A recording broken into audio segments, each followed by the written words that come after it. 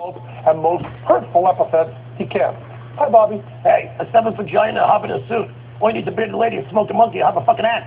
Thank you. You're doing a great job, Bobby. Soon we'll be tough enough that nothing anyone can say will ever hurt us again. The only way this show could suck some more if you guys are in high def. Hey, tell me, why don't you get back in the tree trunk to make the giant some cookies, huh? That's probably enough for today, Bobby. Good. Same time next week, give me my fucking check. And don't write it down in shorthand. Thanks. Sure, thanks. Insensitivity training is the way to go. Nothing is going to bother us now. Hey, and don't spend it all in one place, Jew boy. How far would I go? What could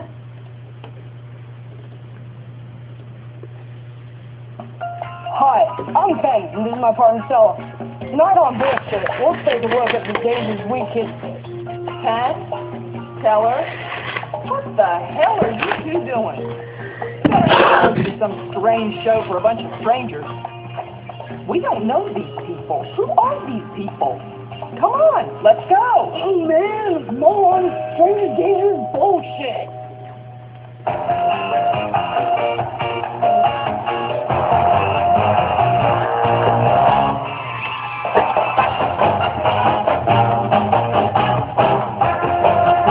Parents at...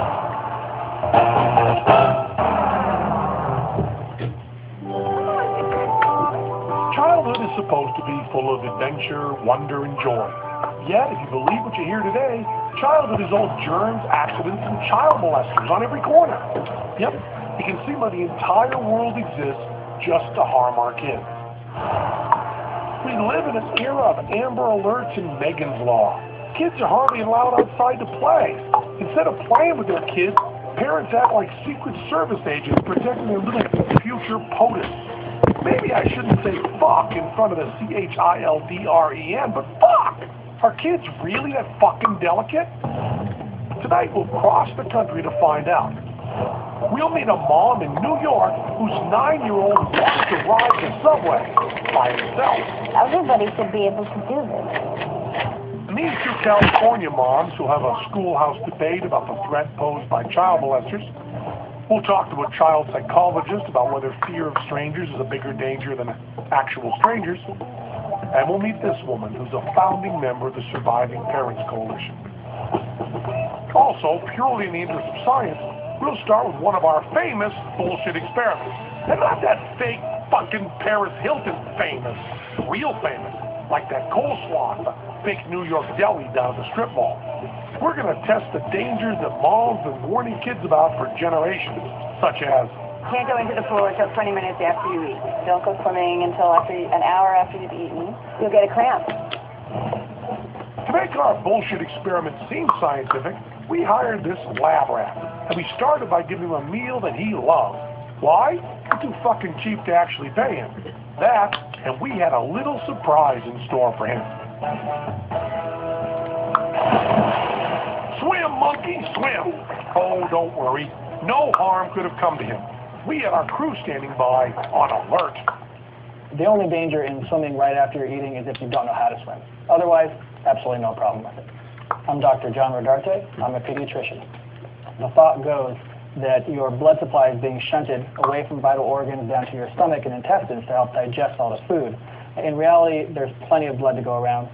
It's not going to cause any kind of danger if you go right to swimming right afterwards. I think for the most part, the myth of telling your children not to swim right after eating is really just handed down from generation to generation. My mom's told me that, their mom's told me that, so it just gets passed on. You cramping up yet, kid? Okay. Nice work. You better put your coat on or you're going to catch a cold. Don't go outside without your jacket. You'll catch a cold. Don't go out of that door without a jacket on because you will catch a death of cold. Well, there's really no ethical way to disprove this one, but we can't let that stop our bullshit science. That's right. Put our lab rat in this industrial freezer instead of 20 degrees. Fork over the jacket, pussy. Hurry it up. It's fucking cold in here. There's a long-standing myth that if you go outside when it's cold without a jacket, that you're going to catch a cold.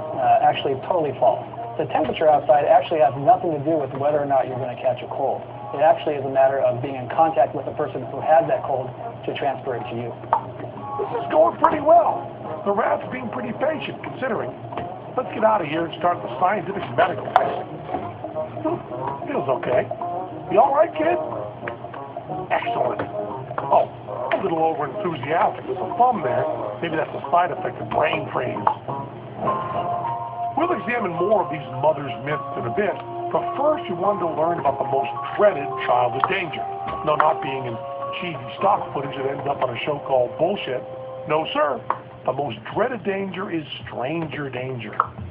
So we placed an ad on Craigslist seeking a passionately protective mom. And Jesus molested in a manger, did we ever find one? I believe that there's perverts lurking everywhere. I do. Hi, I'm Ann Frohoff, and I'm a mother, and stranger danger is real, and you can never be too careful. As the old saying goes, you better be safe than sorry. At least I would. I would like to know that I could do everything I could to keep my child safe. Ann has an 8-year-old daughter and many, many concerns, like about Madeleine McCann, the 3-year-old who disappeared from a hotel room in Portugal while their parents were eating in a nearby restaurant. I just cry tears for these people when they get their children taken away from them like that. But then again, what are you doing leaving your child in a hotel room by themselves? That is a tragic story. We take it that you'd never leave your kid alone like that. And I wouldn't let her probably even walk to school until she was in middle school. And even then, I wouldn't let her do it alone. I have 2 children, and I certainly don't want anything bad to happen to them. I, too, worry, so... excuse me. Oh, yeah. Even doing bullshit can't stop me from playtime with my children.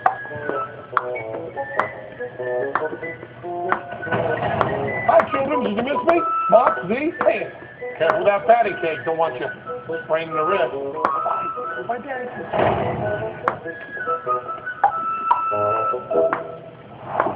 While enjoying the stylized acting in this particular film clip that we bought, one might wonder, are there any moms out there who don't think there are perverts lurking on every corner ready to grab their kids? In the upper middle class, fairly affluent suburban neighborhood that I live in, there are not predators lurking on every corner trying to kidnap your children or sell them drugs or molest them. Right, there's not much danger in suburbia. I'm L.J. Williamson. I'm a writer and a mom, and I believe stranger danger is overblown. I guess a mom wouldn't say bullshit.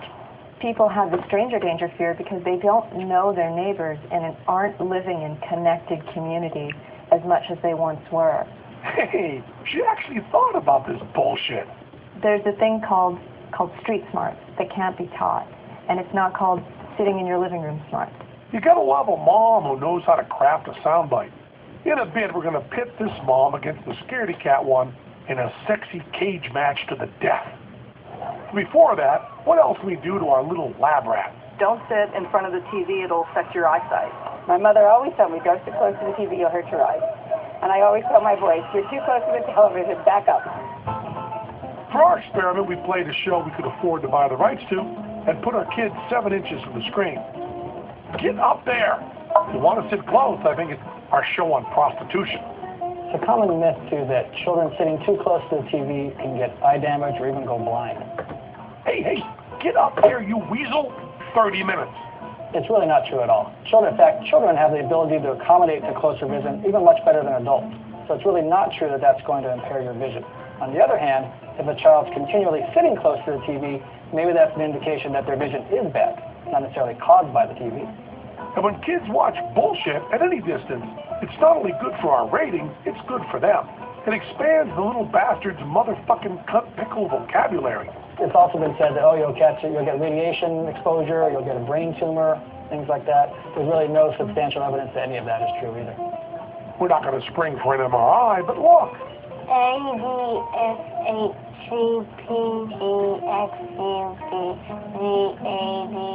See? His eyes are fine. Now open the gate and toss in the moms. What? No cage? Looks like they're just going to debate in the schoolroom. Shit. Sorry. These are some hot millwids. You know, mothers I'd like to watch debate.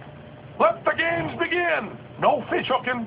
As far as a child getting snatched off the street, do you know how rare that actually is? I mean, comparable to the number of people that get struck by lightning.